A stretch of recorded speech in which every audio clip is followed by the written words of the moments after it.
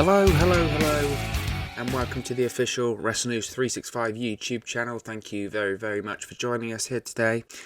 This is your WWE Survivor Series 2019 review. WWE Survivor Series emanated from Chicago, Illinois, in the Allstate Arena live, exclusively on the WWE Network. So, to give a bit of structure to our reviews, as always, we'll break down every segment of the show. I'll give you my thoughts on tonight's proceedings, but more importantly, what did you, our great followers, all think of tonight's show?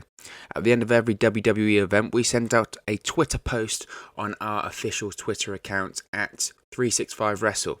Tonight, we asked our followers to describe Survivor Series in 3 words. At the end of our reviews, we'll take a look at some of the responses and pick out some of my favourites, both positive and negative, and check out your opinions on the show. So make sure in the future you respond to that tweet to see if you made the list, as Chris Jericho would say. So we'll run down the matches on the kickoff show quickly. They had a tri-branded Battle Royal with tag teams from Smackdown, Raw and NXT, which had Robert Roode and Dolph Ziggler win that one. Yes, despite not counting last year, matches on this year's pre-show do count towards the overall number of wins for a brand. Robert Roode and Dolph Ziggler last eliminated Montez Ford of the Street Profits from Raw. So we then have Smackdown with 1 point, Raw with 0, and NXT with 0 to start off the night. The next match, we have the NXT Cruiserweight Championship being defended. NXT's Cruiserweight Champion Lio Rush defeated Kalisto from Friday Night SmackDown and Akira Tozawa from Monday Night Raw to retain the NXT Championship after hitting the final hour, which gets NXT on the board. So it's SmackDown 1, Raw 0, and NXT 1 at that point. Then we have a Champions Triple Threat Tag Team Showcase between the New Day SmackDown Tag Team Champions, the Raw Tag Team Champions, the Viking Raiders, and the NXT Tag Team Champions of Kyle O'Reilly and Bobby Fish of the Undisputed Era. Yes, this match was bumped to the pre-show. What a travesty that is. We'll get into that in a second. But the match itself, we have Big E, Kyle O'Reilly and Ivar starting the match. Big E lifts up Ivar onto his shoulder with a great show of strength, it really was. The Undisputed Era then get thrown out the ring, which leads to a stare down between the Raw Tag Team Champions, the Viking Raiders, and the SmackDown Tag Team Champions, the New Day, leading to both teams brawling in the ring. However, at this point, the Undisputed Era start to take advantage, and they pinpoint Kofi Kingston's knee. Yes, Kofi Kingston has gone from being WWE Champion, Kofi Mania this year at WrestleMania, to a tag team match on a pre-show. Talk about a fall from grace ever since SmackDown moved to Fox. We have Bobby Fish using a dragon screw, easy for me to say, leg whip, on the ropes, followed by a knee bar by Kyle O'Reilly to Kofi's knee. Big E goes for his trademark spear/dive through the ropes, but Eric steps aside. Thank God for that. Big E does hit it later on in the match, but it is just, the most dangerous move ever, isn't it? Every time he does it, you feel like Big E's just going to land straight on his head. It's absolutely brutal. Eric then picks up Ivar and body slams him off the apron onto both the New Day and the Undisputed Era on the outside for a nice spot. Bobby Fish knees Eric to the face. There was some concern at this point, I think, that Eric had broken his nose for a second or two, but he was fine. There was no problems there. We then hear our first chance of NXT for the evening in this match. The Undisputed Era then continue to work over Eric as the New Day was still laid out on the outside. We get the hot tag to Ivar, who back in the ring comes Big E, but Ivar hits a beautiful roundhouse kick. Ivar is just, so athletic. It's actually, just through the match, all I kept thinking is every time Ivar hit one of these big spots, I just kept thinking, how does he do that? The size of him is incredible. He goes for a Bronco Buster on Kyle O'Reilly, but Bobby Fish pulls him out of the way. Be careful if you talk to Sean Waltman, X-Pac. With that one, you can tear an arsehole pretty quickly doing that. But Ivar would appear to be fine. Big E then hits a couple of belly-to-belly suplexes on the Undisputed Era. Big E then does his death dive through the ropes onto Eric, as I mentioned. I just really wish he would stop doing that. Every time he does it, I just feel like he's going to break his neck. It's just crazy, and it just feels like it's a matter of time as well before he actually does just completely paralyze himself. It gets a great reaction, so that's why he keeps doing it, but it just feels a bit, just stop doing that, Biggie, please, for your own health and safety. Kofi Kingston on the outside goes for a trouble in paradise, but misses, kicking the ring post in the process, so that's him out of the match. This is then followed up by total elimination by Kyle O'Reilly and Bobby Fish on Kofi Kingston. Love that move. They don't call it total elimination still, but that's what I'm calling it. This then leaves the Viking Raiders and the Undisputed Era as the two remaining teams in the match.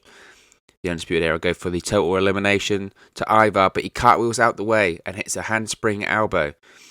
This then leads to the finish of the match, where the Viking Raiders hit the Viking Experience on Kyle O'Reilly on top of Bobby Fish for the victory. So this evens the score, with SmackDown having one victory, Raw having one, and NXT having one. Now, this was really fun, I thought. The three teams worked really, really hard, and they had the crowd on their feet. In the preview video I did, it really was a toss-up, wasn't it, between the New Day and the Viking Raiders to get the victory in this one. So it's not too surprising that the Viking Raiders get the win there. They had to get Raw on the board somehow, didn't they? The real crime of this is that it had to be on the fucking pre-show. That kind of quality and caliber of a match deserved to be on the main card. I suppose the real crime of it is that it just shows the viewpoint of WWE on tag team wrestling right now, doesn't it? But those teams did the right thing the right way. They shoved up the asses of the WWE officials with an absolutely tremendous match. The MVP of this one was Ivar.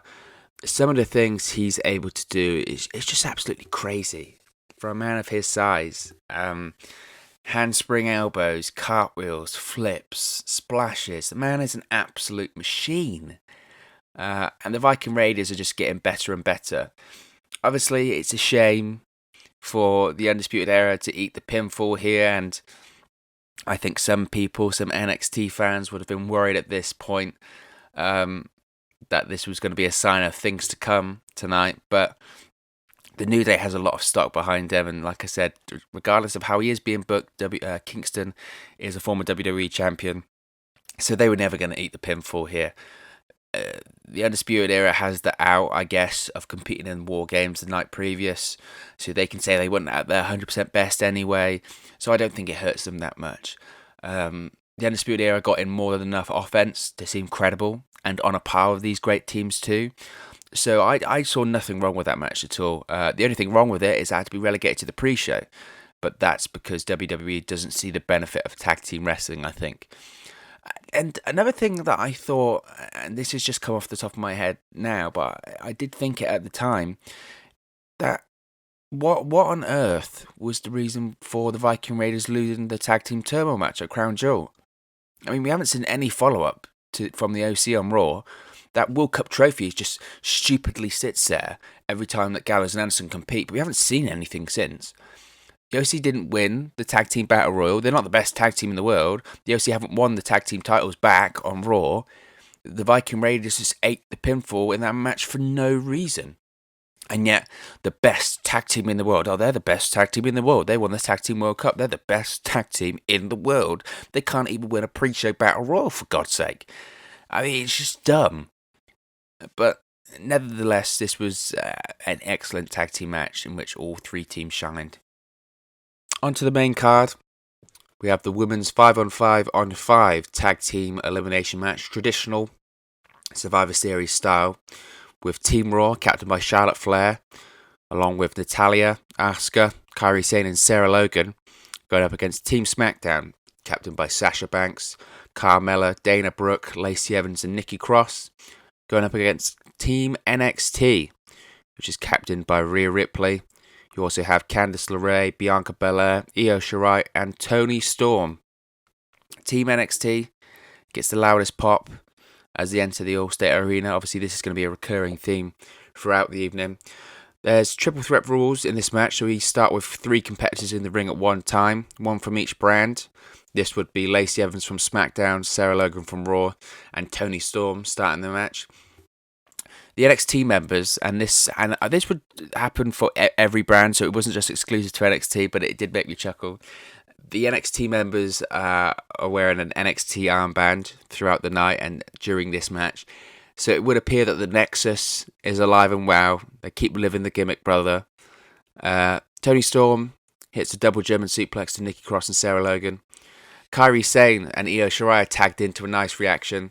They both face off and Carmella tries to get involved, but they just completely ignore her. Io Shirai hits a nice basement drop kick to Kairi Sane, square in the face. I love her. Just her moves in the ring are so stiff, aren't they? It's great. Rhea Ripley then gets tagged in to a big ovation. Asuka locks in an armbar, which is broken up by Bianca Belair. We then have a series of spots where seemingly every superstar in the match gets their finish in, or at some point on whoever's in the ring at that period of time, with Sasha Banks being the last person standing tall. We then have this. This was just strange. I didn't get this. We had Candice LeRae and Io Shirai on the outside, and they're sort of led there with the team around them, and then medical personnel are then called out to assist them to the back. We're not shown how or why they're injured. Beth Phoenix on commentary says it might be after the effects of their War Games match last night, but they're both taken to the back, which leaves NXT with only Rhea Ripley, Bianca Belair, and Toni Storm. So they're already down 2 competitors there. Didn't like this. Didn't like that. It didn't make any sense. If they'd have actually had some spots where you actually shown how they got injured, or they did at least a replay to try and justify it, it would have made more sense. They were just led there suddenly, and the commentators seemed confused. The crowd definitely seemed confused. It just didn't make a lot of sense on that one. We then have Bianca Belair eliminating Nikki Cross. She rolls her up with a schoolboy. Rhea Ripley holds Belair's foot on the rope to assist in the elimination. Belair then hits the KOD on Carmella, followed by a handspring moonsault on Sarah Logan, knocking Asuka off the apron in the process. Bianca Belair definitely having a standout performance in this match. Belair then hit a 450 splash on Sarah Logan and eliminating Logan from the match. Bianca Belair then rolls up Charlotte Flair for a 2 count, but then is hit by a big boot from the Queen. Carmella then hits a nice top rope Frankensteiner on Charlotte Flair, who falls into Bianca Belair, which looked really nasty. Got a great response from the crowd. Charlotte, however, hits natural selection on Carmella to eliminate the Princess of Staten Island, so she's gone. So Smackdown are down a superstar there. Kairi Sane then hits the insane elbow to Toni Storm, but Sasha Banks breaks it up and hits a Meteora on Kairi Sane for the pinfall elimination. Asuka then follows this up by eliminating Dana Brooke with a stiff kick. Charlotte Flair and then Asuka seemingly just start arguing out of nothing after Charlotte Flair tags herself in, to which Charlotte Flair then attacks Asuka, even though I guess Charlotte Flair's meant to be the babyface here. She just came across as a complete heel by attacking the heel Women's Tag Team Champion. Psychology there is fantastic.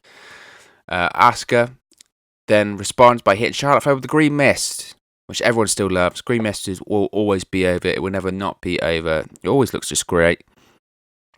Asuka then leaves her partner high and dry and walks out, to which Lacey Evans then rolls up Charlotte Flair after hitting the women's right to eliminate the Queen after she had her Green Mist. So Natalya is the last Raw woman left on her team. Seemingly out of nowhere, again, this would be a sort of recurring theme in this match. Some of these eliminations just sort of came from nothing. Natalya rolls up Lacey Evans to eliminate the SmackDown superstar. So then we have NXT having 3 superstars left in the game. We have Rhea Ripley, Toni Storm, and Bianca Belair. Raw has Natalya, and SmackDown has Sasha Banks. However, this numbers advantage wouldn't last long. Natalya locks in a sharpshooter to Toni Storm. Sasha Banks also locks in the bank statement on Toni Storm, so Storm is eliminated by submission. And then suddenly, Natalya and Sasha Banks just eliminate Bianca Belair too. That just happened like that. Done. She's gone. So it's left to one person from each brand. It's Natalya from Raw, Sasha Banks from Smackdown, and Rhea Ripley from NXT. They tease that Natalya and Sasha Banks are going to team up, but Sasha turns her back, attacks Natalya, and eliminates her. So Raw finish, Raw out of it.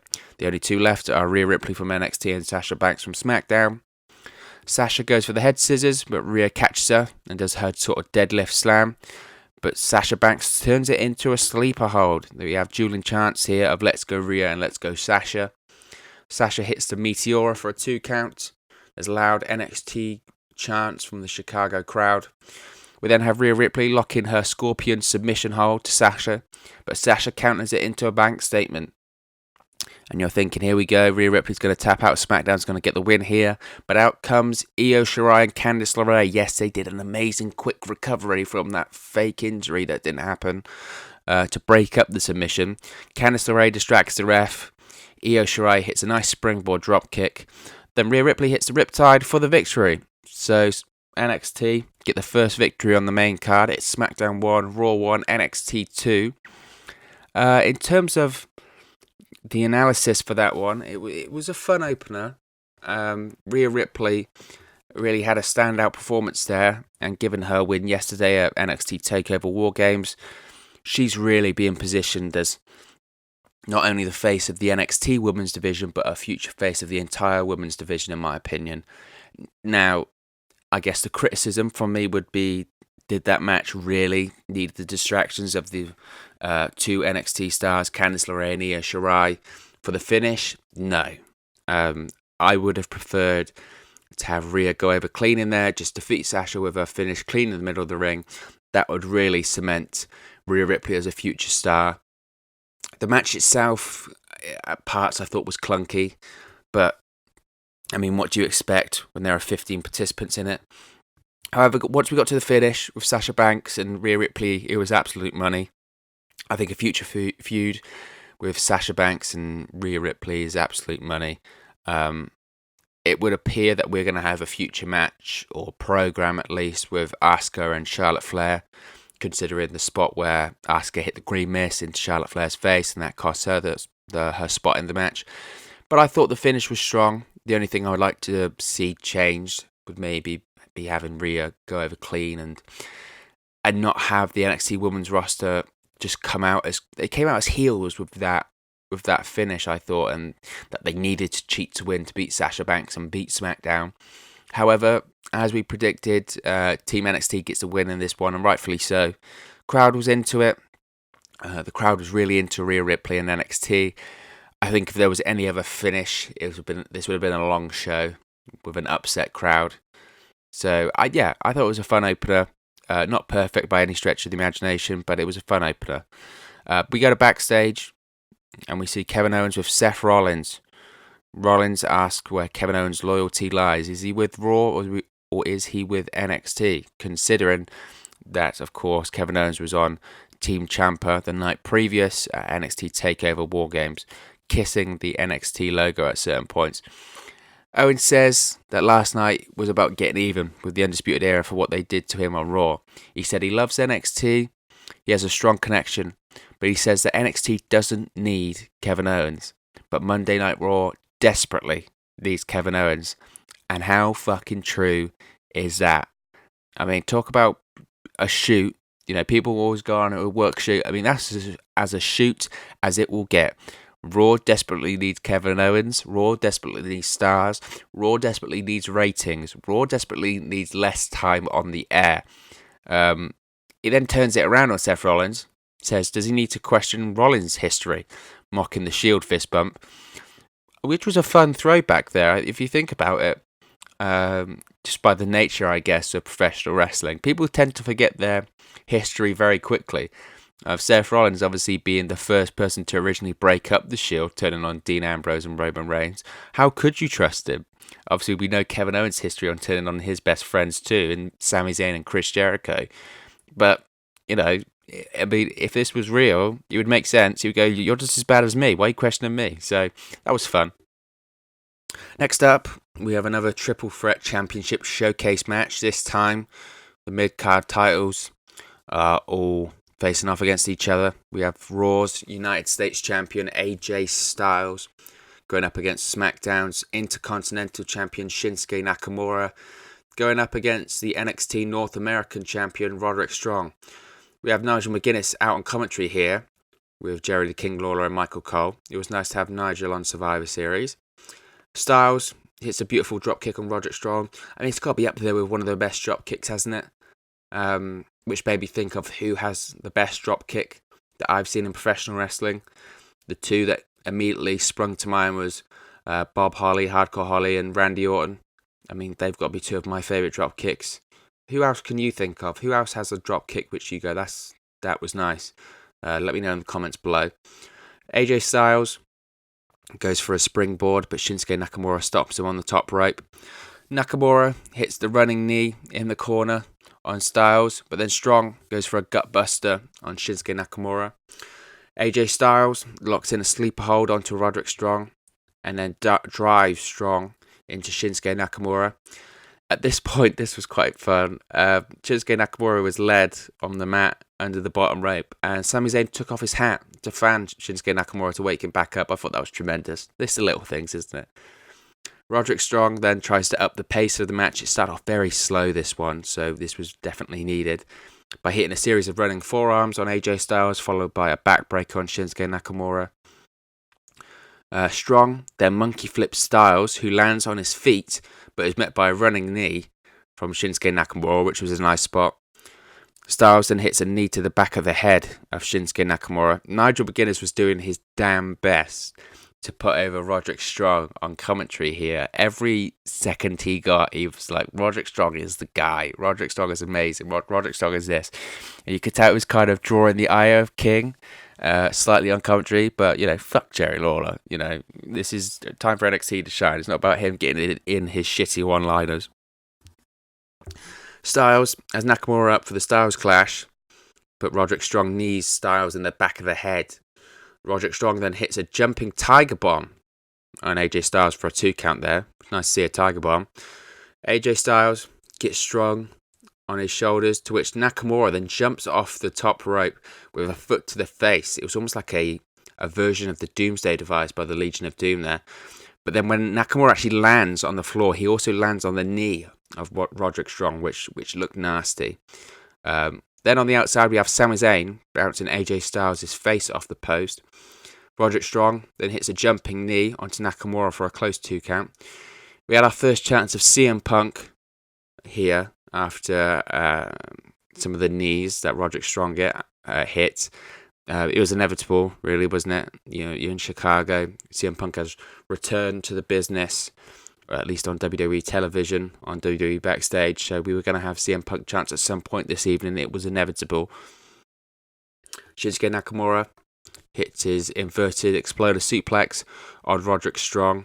And Strong actually lands on the face of AJ Styles. I mean, right on the face. It looked nasty. This was kind of the story of this match. When they had these really creative spots, it just nothing landed flush. It all kind of looked a bit, nasty. AJ Styles breaks up a pinfall after Shinsuke Nakamura hits the Kinshasa on Roderick Strong. We then have Nakamura do his trademark, come on! It's not my best impression, Shinsuke Nakamura, to AJ Styles, which leads to the brawling between AJ Styles and Shinsuke Nakamura. Styles hits a Pele kick. Styles goes for the Style Clash, but Shinsuke counters.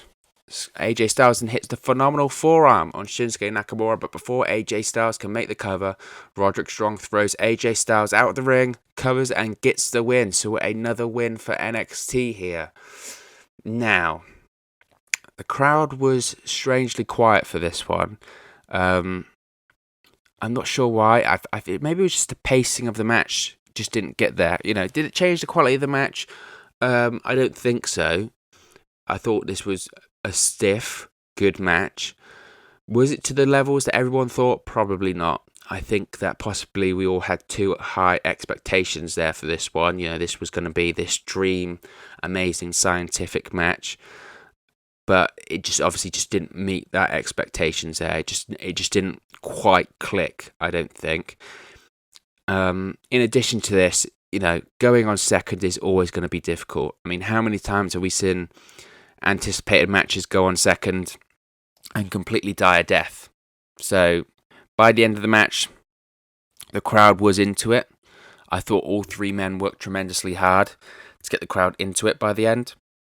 I mean, you even think about going on second. You think of, I remember Chris Jericho talks about, obviously, his feud with Kevin Owens. They went on second at WrestleMania, and the match was a bit like this. It was a bit like, oh, okay. It happened when he went on second with AJ Styles. The match was good, but it was like, oh, it just didn't really meet their expectations, because going on second's hard. The crowd's obviously hot, going on the air with the pay-per-view. They have the opening match. They're into it. And the second match, all you can do is come down, really, can you? So I still didn't think it was bad. I did enjoy it. I enjoyed the finish. I certainly didn't see Roderick Strong winning this one. So that took me by surprise. But any man could have won this, and I wouldn't have really had a problem with it. I think it was a fine match with a pleasantly surprising finish. Just like I said, maybe didn't click and get into that high gear that everyone would have wanted to. But by no means was it a bad match at all. I thought it was a good match, just maybe didn't get to the levels we wanted it to. Backstage, we have Daniel Bryan preparing for his match later on this evening. And then we see The Miz walk in. The Miz says he doesn't like Daniel Bryan, but he says he has a feeling of pure evil. Pure evil. Ugh. When he thinks of The Fiend, and he can't get that feeling out of his head. The Miz says that Daniel Bryan needs to put a stop to The Fiend. And then Bryan tells The Miz to get out of his face. Nice to see that The Miz isn't putting any pressure on Daniel Bryan there. You need to end The Fiend. Oh, great. Next, we have the NXT Championship match between Adam Cole, the NXT Champion, and Pete Dunne. Obviously, Pete Dunne becoming the number one contender after winning his triple threat match at NXT TakeOver War Games, defeating Damian Priest and Killian Dane. Now, before the start of this match, we have an on-camera with Michael Cole, who tells us that Mauro Ranallo was so emotional that he blew out his voice last night. He'll be back Wednesday night on USA Network. Now, there were reports, and obviously you can go on Twitter and find it, that Mauro Ranallo deleted his Twitter account. He also deleted, I think, the majority of his social media accounts last night. He obviously suffers with bipolar disorder and other mental health issues. I mentioned in the NXT TakeOver War Games review that Corey Graves tweeted about Mauro Ranallo last night, referring to a tweet that suggested that the fans don't appreciate Beth Phoenix and Nigel McGuinness, and they just heap praise on Mauro Ranallo. And he doesn't let the colour commentators of Nigel McGuinness and Beth Phoenix speak. The actual tweet, just for reference, was, quote, "Just for the record, guys, I know you wouldn't know it, but there's actually a WWE Hall of Famer and former Ring of Honor champion on commentary. I'd imagine they have a lot to offer." So let's break this down. So not only is he suggesting that perhaps praise is unjustifiably heaped on Mauro, but he doesn't let Beth Phoenix or Nigel McGuinness talk on commentary.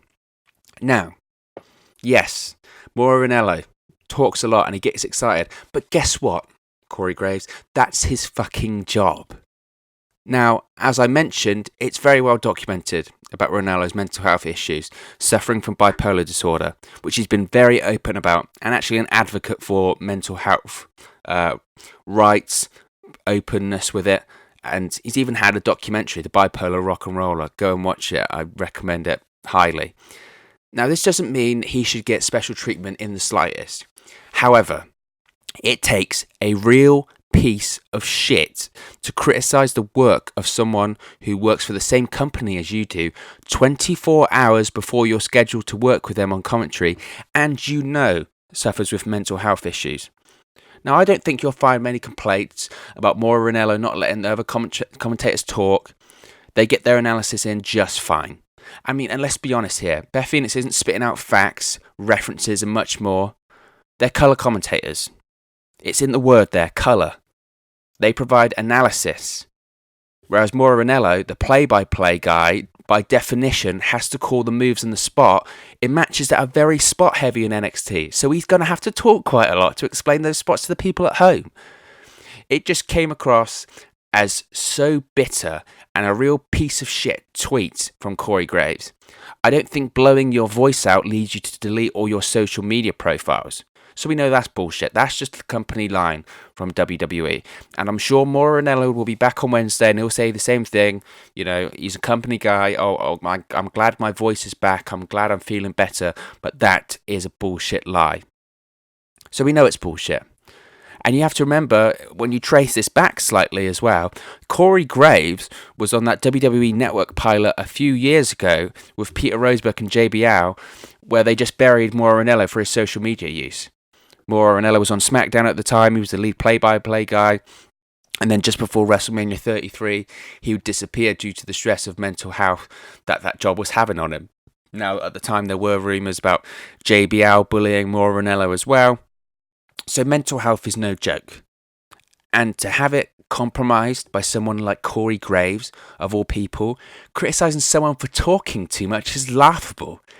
Talk about talking too much. Corey Graves is talking too much damn bullshit on his own podcast, trying to justify shitty segments like the dog suit segment, or trying to justify people going on Twitter and venting their feelings about the WWE product, not criticising someone who suffers from mental health issues.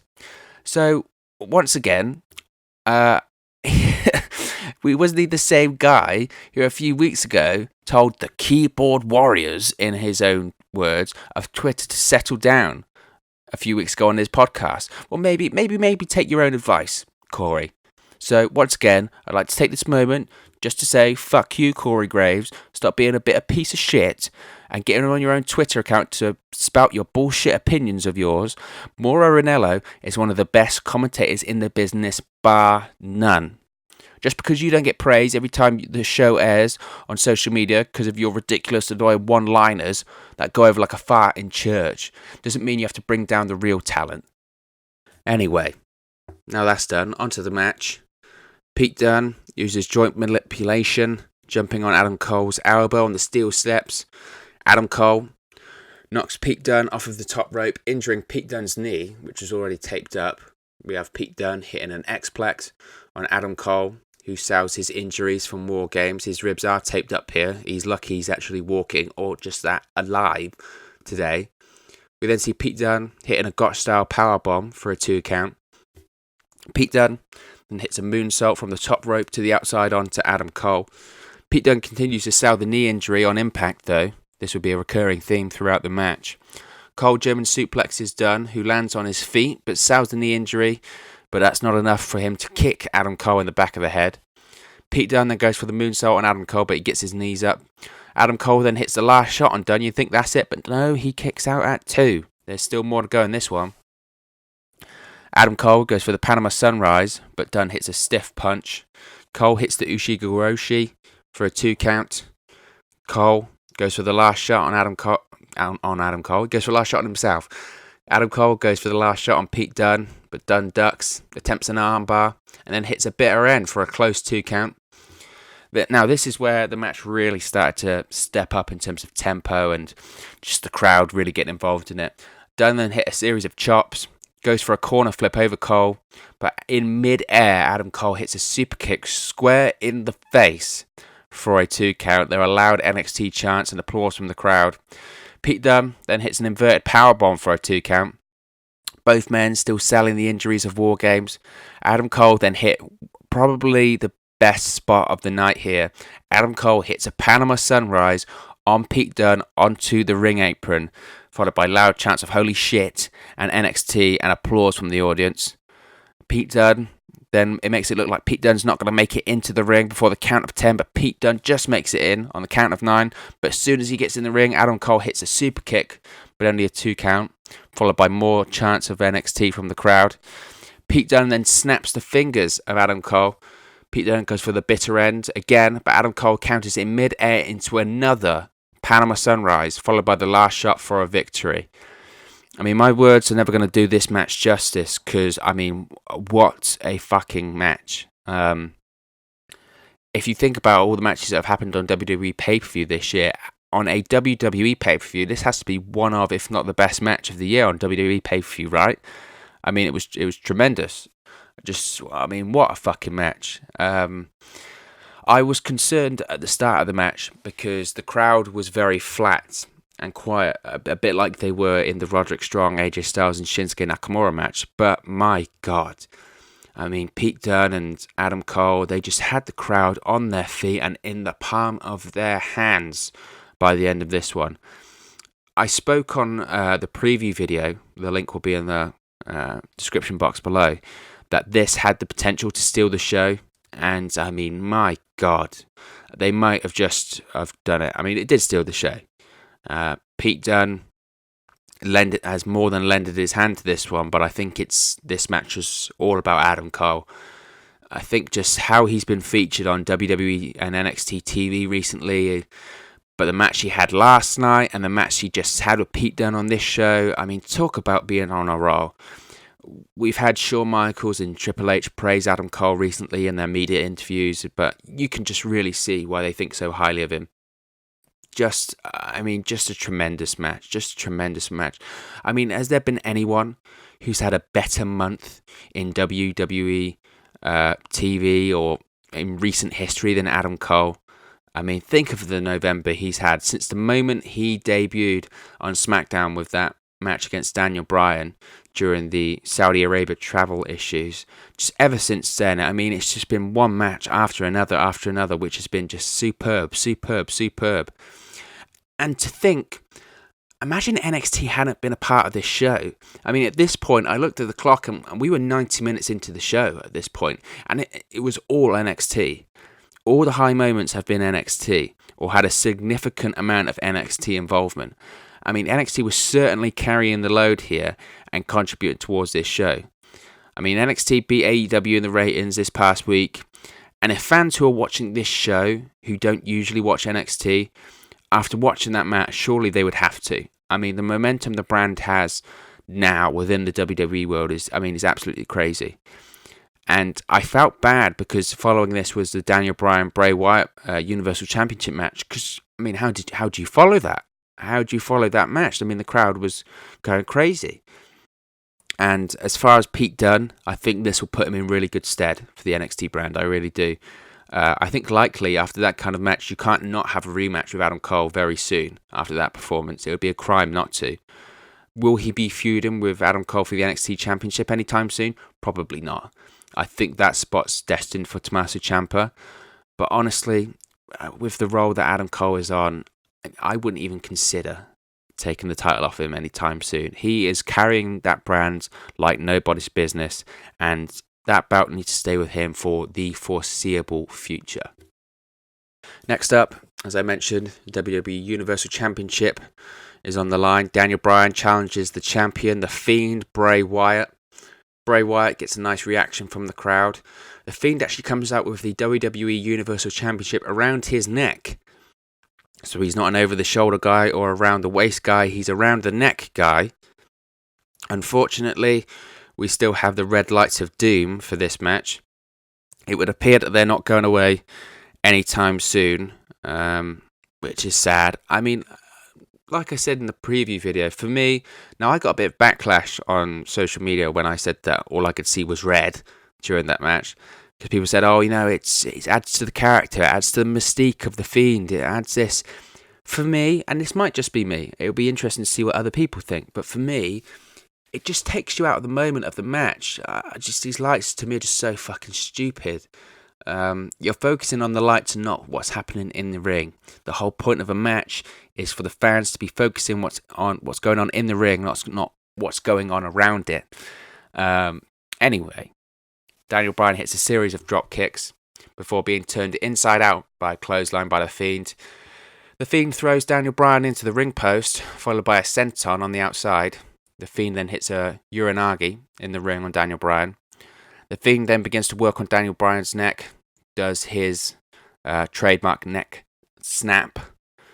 He's still trying to murder people in the ring, it would seem. They did some nice close-ups on the Fiend here, where that mask, the contact lenses, the makeup, Just whenever you close up on the face of the Fiend, it's just awesome. That is captivating, and you don't need to see it under the red lights for it to be captivating. I know that maybe that's their intent. Maybe when you can't really see it, it's through the red light, it just seems even more sinister and evil. But I don't think it needs it. I really don't think it needs it. The Fiend then runs into the steps after Daniel Bryan sidesteps him on the outside. Daniel Bryan goes for a suicide dive, but Wyatt catches him in mid-air going for Sister Abigail, which was a nice counter. Bryan gets out though and hits a running knee off the apron. Then he jumps off the top rope to the outside onto the Fiend, which was nicely shot, this one. They also had the sort of old school where Bryan sort of jumps over the cameraman onto the Fiend, which was quite a nice spot. In the ring, Daniel Bryan hits 2 missile drop kicks, but the Fiend keeps getting back to his feet.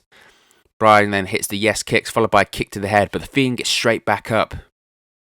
He's like modern day Undertaker, isn't he? Just always getting back up, straight back up.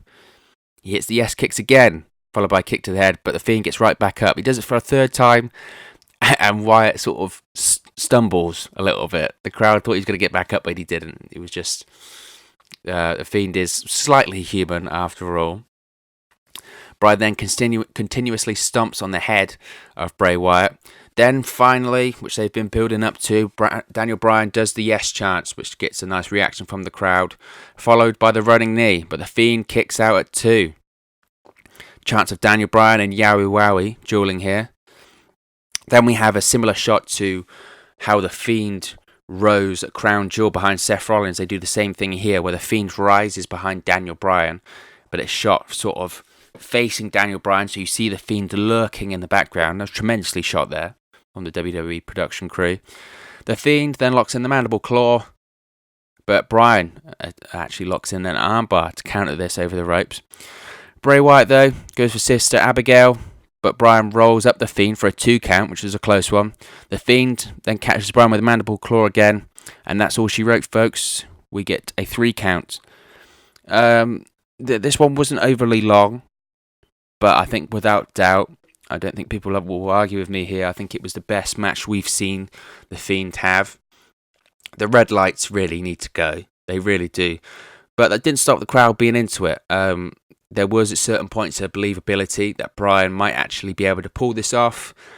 It's difficult to have this, great scientific, tremendous match with a character as dominant as the Fiend, and The Undertaker almost touched on it in his Broken Skull Sessions interview with Stone Cold on the network, which go and watch. It's a fascinating watch, where he was saying to be a sort of evil character, you have to sort of be moving slowly and creepily around the ring, which is kind of what the Fiend does here. His sort of mannerisms as he walks around the ring is slow, which obviously does affect the pacing of the match. You're not going to have this quick match full of high spots, but it would appear that this would be the right formula for the Fiend matches.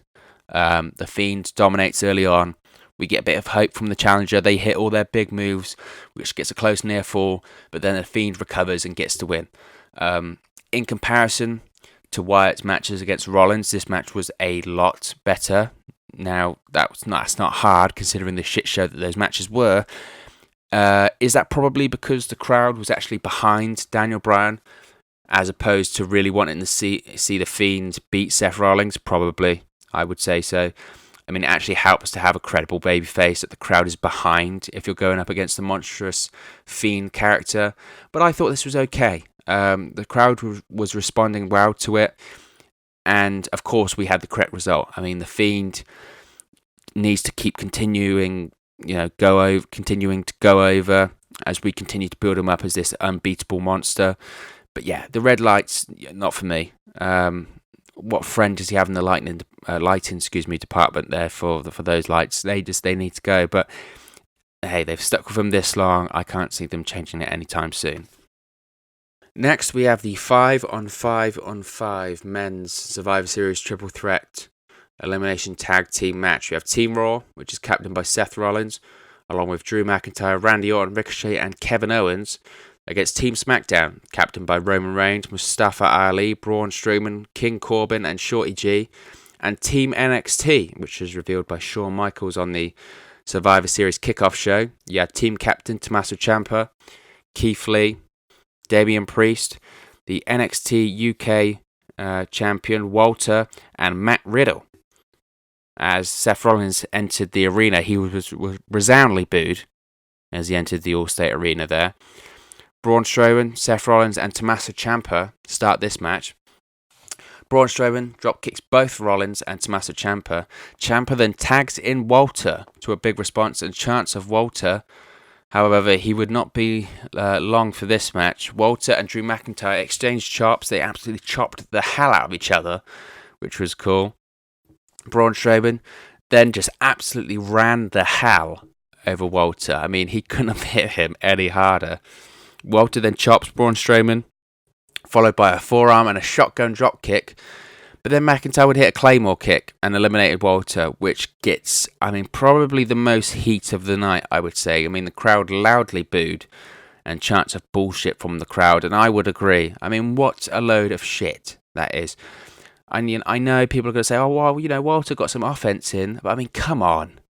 First guy eliminated? Yeah, Walter deserves better than that. On NXT, he's been booked as this unbeatable heel machine. How many losses has Walter actually had in the WWE? Is that his first one? His first pinfall loss? And it's in, 3 minutes? Walter's not a guy to get lost in the shuffle here. That was dumb. It was stupid. And some of the eliminations in this match were just dumb and stupid. They really were. And I'm not saying that just because, I'm an NXT mark. Oh, you're just an NXT mark. No, Walter's a future star. WWE complains, we don't have any future, we don't have any stars, we don't have any stars. Well, you're not going to make any if you treat people that could be future stars like shit in matches like this. So, it was dumb. Chad Gable hits a rolling chaos theory on Ricochet and just about dropped him on his head. It looked absolutely brutal. We then have Matt Riddle locking in the ankle lock on Gable, but Gable reverses it into an ankle lock of his own. Ricochet hits a handspring kick onto Chad Gable and Tommaso Ciampa. Then we have a nice spot where Kevin Owens has a choice of frog splashing Ciampa or Gable. He chooses to frog splash Gable to eliminate him, teasing his NXT alliance there. Kevin Owens then hits the cannonball on Roman Reigns on the outside and a stunner onto King Corbin on the outside. However, this NXT alliance would be non-existent as Tommaso Ciampa then hits Kevin Owens with a Willow's Bow DDT to eliminate Kevin Owens. So no Kevin Owens' turn then, the one we were teased and we hoped for, not happening there. Ciampa then attempts to hit the Willow's Bow DDT on Randy Orton. Randy Orton known for the draping DDT himself, but Orton blocks it. Orton slams Ciampa onto the apron of the ring. Orton then hits an RKO on Tommaso Ciampa, but Damian Priest is the legal man. Orton then RKOs Damian Priest for the elimination, but Matt Riddle rolls up Randy Orton for the pinfall. Wow. The crowd went crazy. Commentators went crazy. Talk about a big deal. Randy Orton will always be a big deal. He's a company guy. He's one of the biggest names that they have and have had for the last, 20 years? Not 20 years, maybe that's a bit excessive. 15 years. So for Matt Riddle to get the pinfall victory over him, that's a big deal. And you could tell on his face, he was popping massively. He was marking out. However, this would be short-lived as Randy Orton RKOs Matt Riddle anyway, to which King Corbin sneaks in to pin Riddle and eliminate him. Loud boos here. I'm not going to complain about it. Matt Riddle got his moment there. So, and these NXT guys, they had to get eliminated at some point anyway. So, they were always going to get booed. So, that's fine. That's not my hill to die on that one. Braun Strowman does his sort of running over around the ring. He runs over Tommaso Ciampa, Seth Rollins and Ricochet. Strowman then goes for it again, but Keith Lee runs absolutely straight into him, just about bounces off the Monster Amongst Men. It was awesome. Drew McIntyre then hits Strowman with a Claymore kick on the outside, to which Strowman is then eliminated by countout. Obviously, you can't have Braun Strowman being pinned, apparently. So that was a good way to get him out of the match. That protects Strowman. I'm all for that. Ricochet hits a Frosbury flop onto the outside. Corbin then hits the End of Days to Ricochet to eliminate the real-life superhero. Not much of a superhero if he can get pinned by someone dressed as a king, but beside the point. Mustafa Ali enters, hits a facebuster on Tommaso Ciampa, a tornado DDT onto Seth Rollins. Mustafa Ali then argues with King Corbin at ringside for what would appear to be no apparent reason. This would be a spot that they would go to several times tonight, wouldn't it? I'm just going to argue with my teammates, so you know an elimination is coming. But as soon as he enters the ring, he gets a stomp from Seth Rollins, who eliminates Mustafa Ali. If Seth Rollins didn't have heat in Chicago anyway, for all the stuff he's been saying about CM Punk and just being Seth Rollins over the last few months, he eliminated the hometown boy in Mustafa Ali. So that's got to be a nice wink to the Chicago crowd there, hasn't it? McIntyre hits his inverted Alabama slam, but only gets a 2 count. Reigns then spears McIntyre to eliminate the Scottish psychopath, which would leave only Seth Rollins left from Team Raw. Ciampa hits the Willow's Bow on Roman Reigns, or goes for the Willow's Bow on Roman Reigns, but Reigns hits a Superman punch. Tommaso Ciampa then eliminates King Corbin after Roman Reigns spears King Corbin, allowing Tommaso Ciampa to pin Corbin. Thank God. Now I had to go back and watch this at this point because the WWE Network last night was just at certain points the buffering and just quality of the network was so poor. I believed it was just before, wasn't it? Just before SummerSlam, WWE Network had a big update and upgrade, and they'd moved to a different streaming service or something like that. And there were so many problems during the SummerSlam stream because of it buffering and updating and lagging and then speeding up, and just there was nothing wrong with the WWE Network. So why try and fix it? You know, and it was ever since they still haven't, I would say, really got to on top of it and truly fixing it. And that was what? I mean, how many months ago was that? Like 4 or 5 months ago now? I mean, come on, WWE, pull your finger out. Jeez. Then we have Seth Rollins and Roman Reigns going to Shield-style powerbomb Tommaso Ciampa through the announce table, but Keith Lee breaks it up. Tommaso Ciampa then hits Project Ciampa on Seth Rollins, but Rollins kicks out at 2. Rollins was getting, roundly booed here. Ciampa goes to hit Rollins with the fairy tale ending, but Roman Reigns hits a Superman punch, followed by a stomp by Rollins to eliminate Tommaso Ciampa, which, as you can imagine, probably got the biggest boo of the evening. Seth Rollins was truly getting the Roman Reigns treatment here. Keith Lee, though, the last remaining member of Team NXT, Roman Reigns, the last remaining member of Team Smackdown, and Seth Rollins, the last remaining member of Team Raw. Keith Lee comes in, crossbodies both Reigns and Rollins. Frog splash by Rollins to Keith Lee, but Keith Lee kicks out at 2. The match really started to pick up here with the crowd really, really getting into it. Rollins starts shouting at the crowd saying he built NXT and he's going to burn it down, which, as you can imagine, just gets loudly booed. Keith Lee counters into a jackhammer, and then Keith Lee pins Seth Rollins. Yes, I did not make a mistake there. Keith Lee pins Seth Rollins to an enormous reaction from the Chicago crowd. And then this ending sequence, you have to go and watch because this is something else. Roman Reigns hits a series of Superman punches for a close 2 count. It was at this point the referee appeared to have hit a 3 count, and I think he did. He definitely touched him out for a 3rd time. It was obviously a botch. We had commentary saying that it was a 3 count. It's definitely a 3 count, but it added to the match. It added to the drama. The crowd was really into it because these near falls were near falls. These were close. Keith Lee then hits a spirit bomb, which gets the closest of close 2 counts. I mean, absolutely tremendous. The Chicago crowd is going absolutely insane. Keith Lee then goes for a moonsault but misses. Reigns hits the spear for the victory, but that was almost secondary at that point. What a finishing sequence that was. And now, regardless of what you say, when you have people that are as polarizing as Roman Reigns, it can lead to tremendous matches like this because the crowd is desperately looking for Roman Reigns or Seth Rollins to lose. It makes the babyface almost in that match. Rollins may have been the guy to go over in that match, but Keith Lee was the guy to get over in that match. I mean, what a performance from Keith Lee. It was absolutely incredible. Post-match, you have Keith Lee and Roman Reigns sharing mutual respect with a fist bump. But just, an absolutely tremendous match. I'm not going to be the guy that pisses and moans that NXT doesn't win every match. I wasn't a fan at all of Walter getting eliminated so early and hardly getting in any offense. Such a waste of talent. If you're going to have a warm body in that match, just get any other jabron from NXT in. You don't have to bury Walter. However, the thing that the people are going to remember from this match isn't Roman Reigns, isn't Seth Rollins, isn't, the shitty use of Walter. The thing people are going to remember is Keith Lee in this match, and just an absolutely excellent finish to it. Yet another NXT star steps up to the plate and stands out, and he didn't look out of place in the slightest. The result of the match is almost irrelevant at this point, and Keith Lee is the person you'll remember. He got over. You also had the likes of Matt Riddle pinning Randy Orton, Keith Lee also pinning Seth Rollins, taking Roman Reigns to the limit. Basically, NXT got a rub in this match without winning the match, pretty much, and that's to the fullest extent. And they kept the bullshit King Corbin shenanigans to a minimum, which is positive. You can leave that stuff for Fox on Fridays. Just yet another excellent match on the show. And the crowd, despite being quiet in some matches, was absolutely on fire here. Tremendous, tremendous stuff. Next, you have the WWE Championship match. No holds barred. WWE Champion Brock Lesnar defended against Rey Mysterio.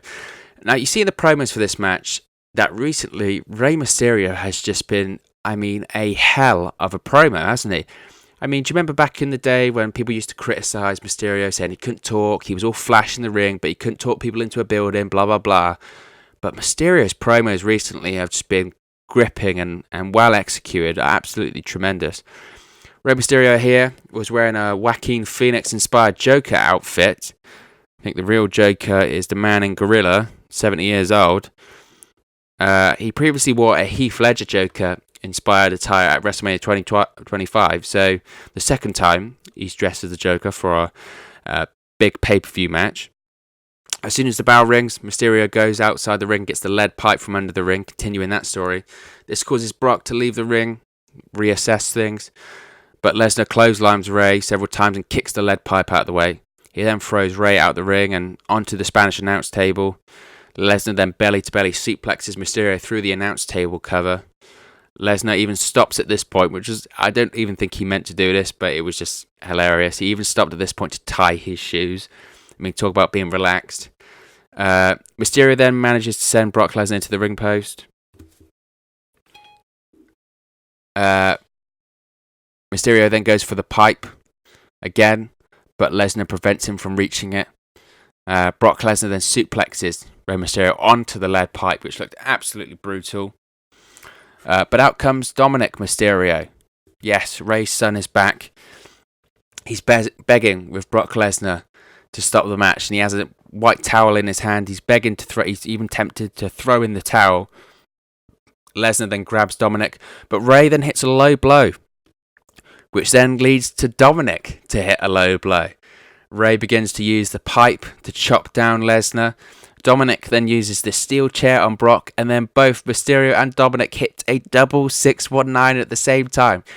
Then Dominic Mysterio hits a beautiful frog splash on Brock Lesnar. Absolutely tremendous. This is followed up by Rey Mysterio hits a splash on Lesnar, but Lesnar kicks out at 2. The crowd was going nuts at this point. Brock then hits a German suplex on Dominic, hits Rey with an F5 for the victory to retain the WWE Championship. That was fun. It was fun. It wasn't long, but the best Brock Lesnar matches aren't super long. It was just fun. Dominic Mysterio, we gave him praise for when he bumped his ass off on the season premiere of Raw and Rock beat the shit out of him. But, Dominic Mysterio absolutely nailed the frog splash and the double 619 there, and then bumped his ass off with the German suplex that Brock hit on him. It wasn't long. It followed the familiar formula of the Brock Lesnar matches where Brock dominates, then the underdog gets a chance and comes very close at getting the victory, but just as they're getting momentum, Brock kills him off and the match is over. Hey, it wasn't going to be as crazy scientific matches, but I thought it was fun. I thought Cain Velasquez might have got involved there, but it really wasn't needed at all, and I'm kind of glad that they left that out now. The Dominic stuff was just tremendous. The low blow was good, the double 619 was incredible, and that frog splash was absolutely phenomenal, and the crowd was into it. The crowd, like I said, this wasn't the best Chicago crowd you've ever had tonight. At certain points, they were very quiet, and we will get onto how quiet they were for the main event, but they were into this one, and Rey was never going to win this one. But the way they did the finish, they actually had you questioning for a second if he was really going to pull that off, and then that's the point. So you really can't fault anyone in the match there. It was fun, it was quick, sleek, classic Brock Lesnar match, but it was a lot of fun and it was a great watch. So you really can't fault anything there. Finally, we have your main event, Champion Showcase Triple Threat match. Smackdown Women's Champion Bayley versus NXT Women's Champion Shayna Baszler and Raw Women's Champion Becky Lynch. Now, them going on as the main event would suggest that they'd have something planned, especially main event in such a big show like Survivor Series. They did actually name drop Ronda Rousey on commentary, which makes you think that Rousey wasn't going to appear. Spoiler, she doesn't. They just had this as main event, I guess, just to showcase the women. But let's get into this. I'll save my thoughts for after the match. Raw at this point can't win, so it's only NXT and SmackDown that NXT could win or SmackDown could tie overall. We have Shayna Baszler and Bayley brawling to start the match. Becky Lynch takes out both Bayley and Shayna off the apron with a drop kick. Bayley almost goes for like a sunset flip or something like this, but she just completely crashed into corner. It would just look like a massive botch. It just did not look good at all. Bayley sells being afraid of Shayna very well. Baszler stomps on the elbow of Becky Lynch. Shayna hits the running knee onto Bayley. Shayna then hits Becky Lynch with a stiff kick to the face. Bayley begins to attack Becky Lynch. She rubs Becky's face into the canvas. Becky Lynch, it's a exploder suplex on Shayna Baszler and a stiff kick to Bayley. Becky then hits her leg drop from the second rope onto Bayley, but Shayna breaks up the pinfall. How that's even like a thing at this point nowadays is kind of beyond me. I mean, that leg drop, they always do it like it's a close near fall, but it's just a leg drop from second rope. She doesn't even jump, she kind of falls off. So yeah, not a fan of that spot. Becky Lynch then locks in the disarmer onto Bayley, but Shayna breaks it up. There are a few chants here of boring during this match at this point. The crowd was, particularly dead for this one. We said about them being dead at certain points tonight, but they were particularly dead for this. Shayna does some ground and pound on Bayley. A suplex for a 2 count. We also get some chance of CM Punk during this match here. We have Becky and Shayna squaring off in the ring, trading shots, but Bayley takes out both with a crossbody. Becky Lynch, and this might be just my thing, and I'm sure I'm going to get criticised by the Becky Lynch fan accounts on social media, but she seemed very, very choreographed tonight, and some of her spots just seemed so obvious, and just like you knew where she was going afterwards or where the counter was coming. It just seemed a bit, I don't know, it was just too obvious with that. Shayna locks in the Kirifuda clutch on Bayley, but Becky Lynch breaks it up by locking Shayna into a powerbomb, slamming her for a 2 count. Becky Lynch then locks in the disarmer onto Shayna again, but Baszler counters and locks in the Kirifuda clutch, but Bayley breaks it up. Bayley then came down hard on the apron, looked like she hurt her hip there. Crowd at this point again was just booing loudly. They didn't seem too thrilled at all with the main event, and I can't exactly blame him. It just, not good. Shayna then throws Becky onto the announce table. Shayna then locks in the Kirifuda clutch, but Bayley rolls it into a pinning position. Bayley then goes for the jumping outer from the top, but Shayna counters once again into the Kirifuda clutch. Bayley taps, and Shayna Baszler wins. So Shayna Baszler wins that match. Didn't see that finish coming. Shayna just dispatches Becky and Bayley, no angle. So that would have the final Survivor Series results at Raw 1, NXT 4, SmackDown 2. NXT dominates and wins overall at Survivor Series. Raw just gets smacked around, I guess. Post-match, Shayna Baszler celebrates over Becky Lynch on the announce table, but then Becky Lynch starts to attack Shayna.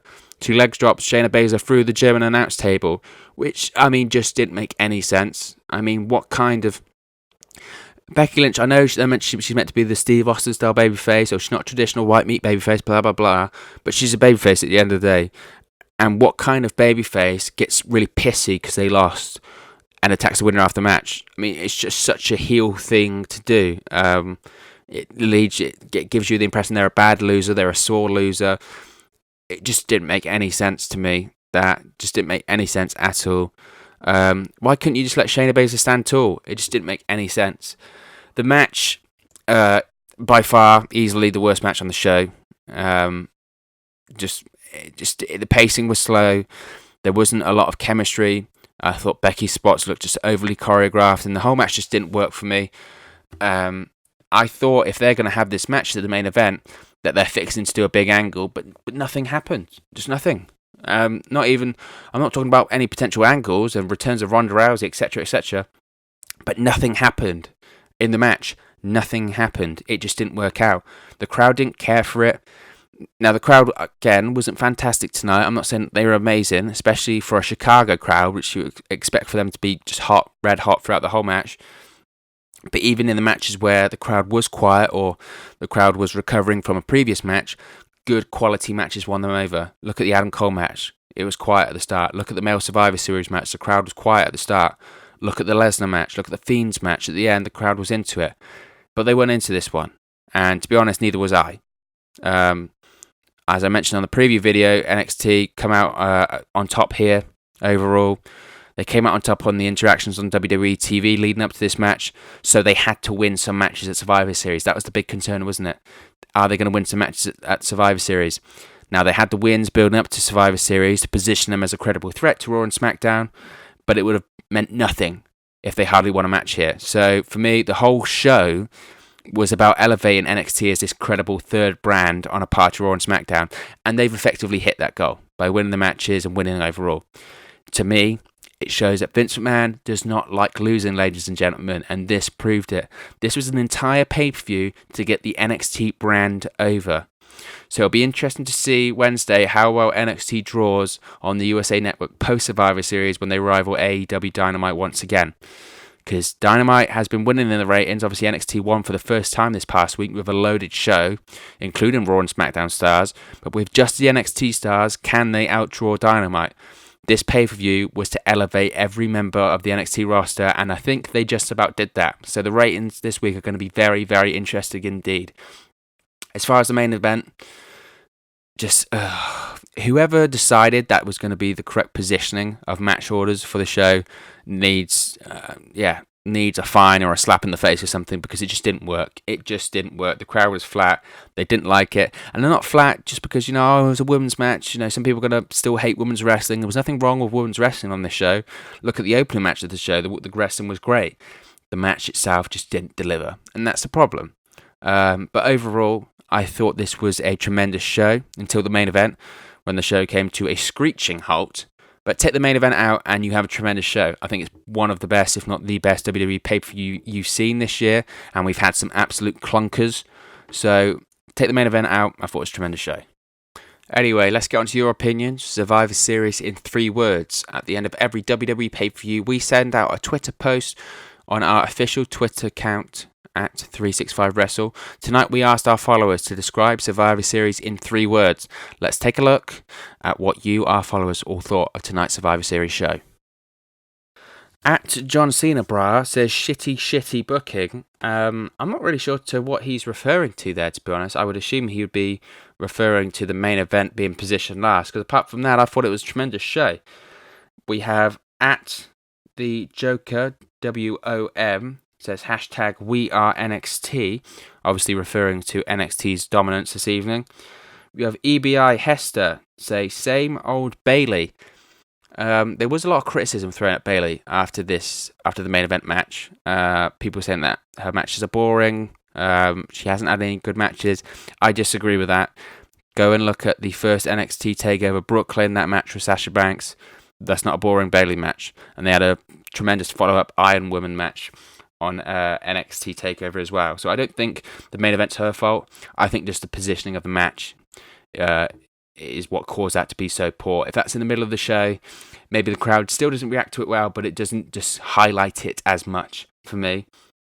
EBI Hester also says in a separate tweet, Walter was over. That I do agree with him with. Walter was over, and for him to be in the match all of 2 or 3 minutes, get a couple of moves and then get eliminated was bullshit.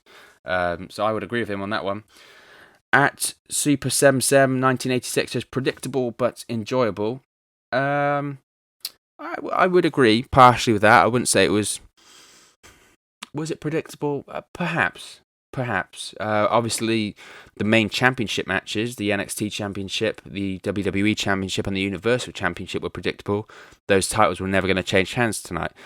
the unpredictable element of it was going to be if NXT could actually dominate. Is WWE actually going to pull the trigger on NXT there? And they did. So that bit wasn't necessarily completely predictable. Robert Pollard, 02, says War Games one word, was better. I would probably agree with that one. War Games as an overall show was the better show.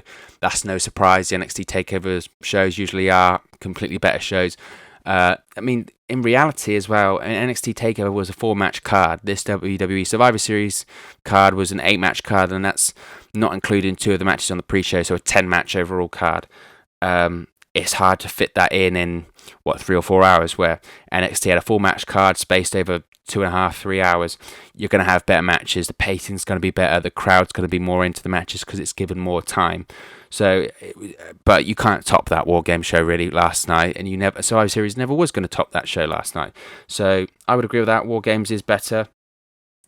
Cynthia 01428560 says incredibly freaking awesome. Obviously, she's a big fan of the show. So was I. I said apart from the main event, I thought it was a tremendous show. EBI Hester once again says Keith freaking Lee, and I would have to agree with him there. Keith Lee, a standout tonight, along with Adam Cole. I think are the 2 people you're going to be talking about the most coming out of this pay-per-view. Keith Lee, there's reports since last night saying that Vince McMahon just completely fell in love with Keith Lee after his performance against Roman Reigns and Seth Rollins in the end of that Survivor Series tag team elimination match, and I think a lot of people did. If you weren't a fan of Keith Lee, you became a fan of Keith Lee last night. And like I said, this is for the casual viewer that might not watch NXT on a Wednesday.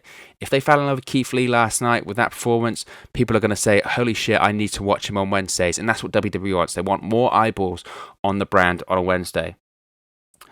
Bit of a negative one here at Savo says it was okay. Obviously, they're not completely a fan of the Survivor Series, but I thought it was better than okay. I would, it wasn't, like I said, was it this amazing pay-per-view? No, but I would say it was probably the best pay-per-view that WWE has put on all year.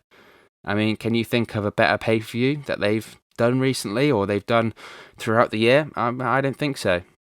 Let's take a look on Instagram. You can follow us at Instagram. It's on the screen right now at WrestleNews365. X_Batista_zone says most boring pay-per-view. So this is would appear to be slightly more of a divisive pay-per-view than I would have originally thought. I was under the impression that everyone enjoyed the pay-per-view as much as I had, but apparently not. Mer.iqti says undisputed system shocker, obviously referring to Adam Cole's standout performance there. And you have to agree, I mean, Adam Cole, just that match, that was probably the match of the show, is the Adam Cole match, absolutely.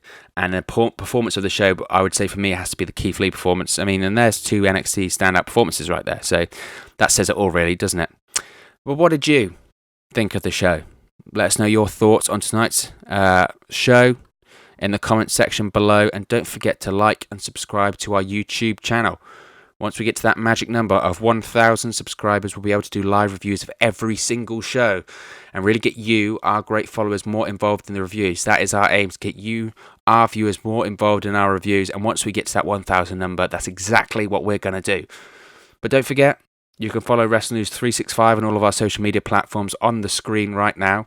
Twitter, that's at 365Wrestle. Facebook, that's at WrestleNews365. Instagram, that's at WrestleNews365. Storyfire, what's it at? You've guessed it, it's at WrestleNews365. We will be uploading exclusive content to our Storyfire channel every Saturday and Sunday, starting this week.